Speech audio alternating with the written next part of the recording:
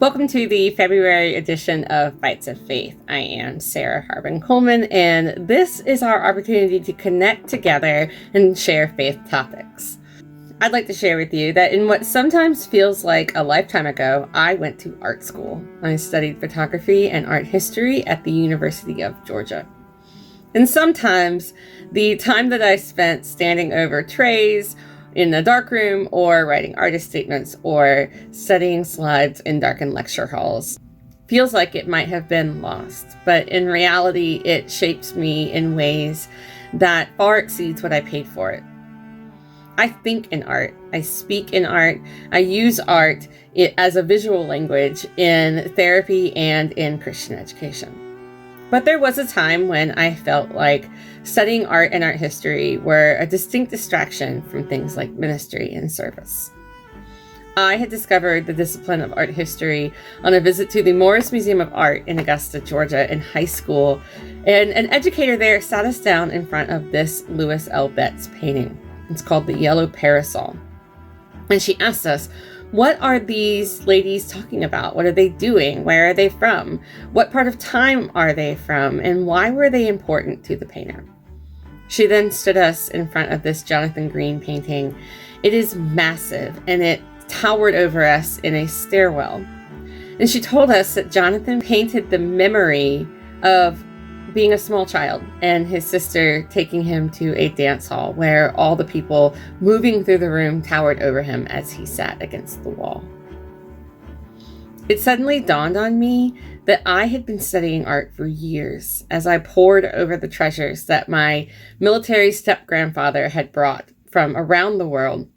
And even though I had never met him, I had a sense of what was important to him and what he enjoyed and why I liked it too. I went home that day and I told my mom that you could study the history of art. And so I did.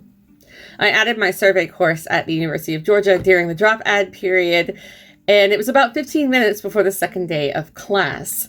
I crossed campus and slipped in about 5 minutes late, and on the wall was this painting. It dwarfed the room like a movie screen, making you feel like you were inside it. This was an early 14th century fresco by Giotto di Bondone, depicting a story that would have been a requisite part of his and the intended viewer's Christian experience, but was apocryphal and therefore absent in my own. In the Roman Catholic tradition, this was the story of Mary's father. Those of you who took a survey course in art history might recognize this fresco from the Arena Chapel, and I would go on to study that chapel extensively with Dr. Andrew Lattice, who was both a renowned art historian and also an endlessly kind soul. When an exhibition of Italian sacred art came to the University of Georgia's Georgia Museum of Art, he assigned us each a piece to go research. My assignment was this 14th century altarpiece. I stood inches from it, desperately resisting the urge to touch it, with respect only to the 6 centuries it had survived before meeting me. Truthfully, I didn't understand half of what I read in the exhibition catalog. I didn't have the experience or the sophistication in art history, and the reformers who had shaped the faith I adhered to had long ago removed altars and icons because they felt they were idols. I hope my paper was decent because I found out in the process of researching it that Dr. Lattice had written a book on the artist. But what really stuck with me from this exhibition was that many of the pieces there had belonged to small chapels or home altars. They were singed by candles, rubbed bare at the edges by worshiping hands, or had been restored or restretched as they became parts of museum collections. Centuries of people, many of whom had not had the privilege of learning to read, had connected the gospel to these altars and icons. Painters could paint every verse of the Bible from multiple perspectives. Jesus' talk about putting a lamp on a table where the whole house can see came to mind.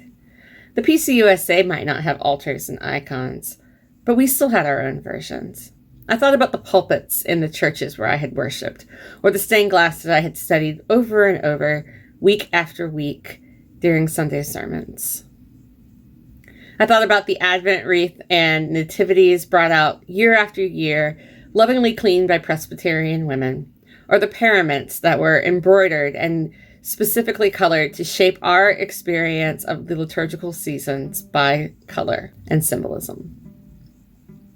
And maybe, a little more distantly, I connected this idea to the shelves full of family treasures and trinkets that are in each one of our homes. I listened when a professor described visiting a Christian relic in Rome by entering a door through a restaurant kitchen that had long ago been built over it.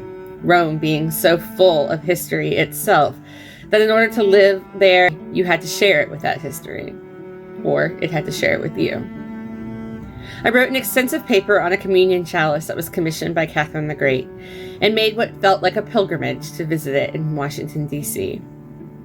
The estate museum that owns it is filled with Russian Eucharist sets, jeweled icon coverings, and smaller, more personal little icons like cameos and cane toppers and jewelry.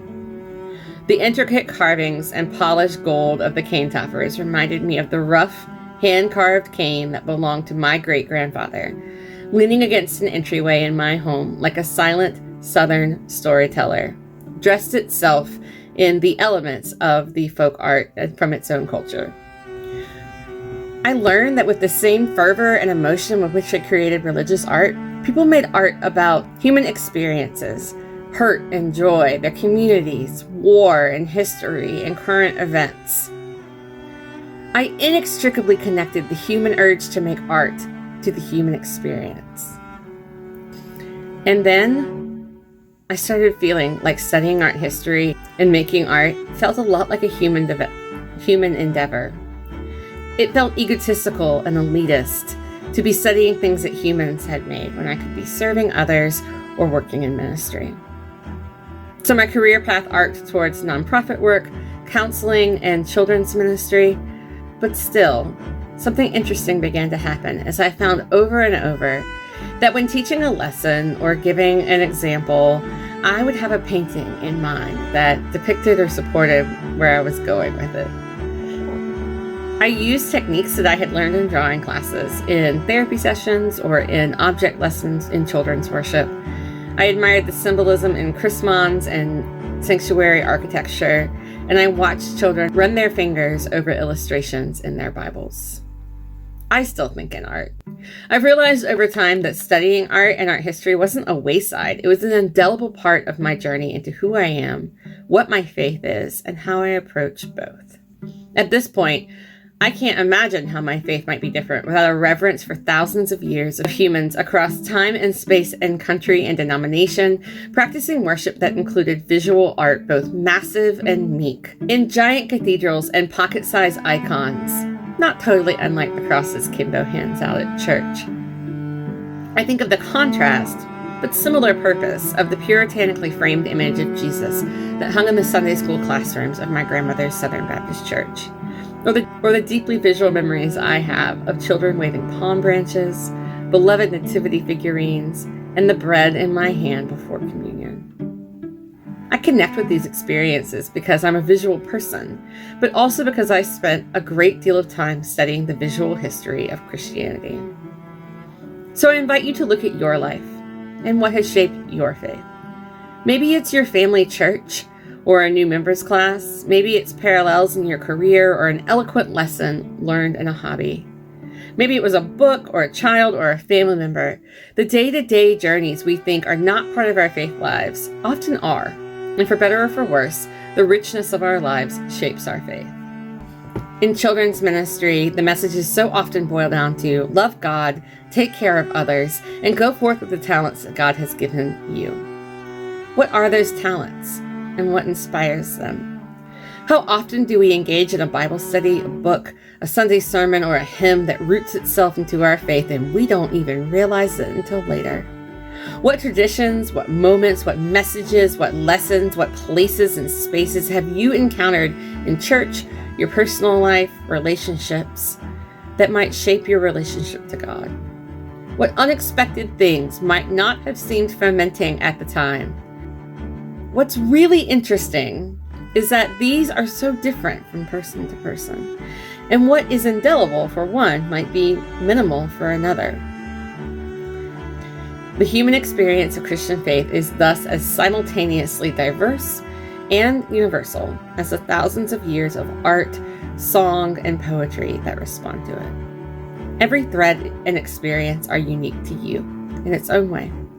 The important part seems to be allowing, inviting, contemplating, and being grateful for them. So I invite you to practice with me a devotional style known as Visio Divina. Instructions will follow on your screen. Thank you for spending this time with me this month.